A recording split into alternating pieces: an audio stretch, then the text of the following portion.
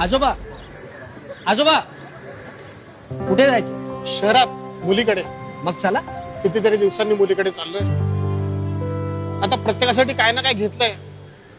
आता हे नाही परवडायचं. आजोबा आयुष्यभर इतरांसाठी पायपीट केली ना, आता ह्या वयात स्वतःचा विचार करायचा. चला एसीने जाऊ.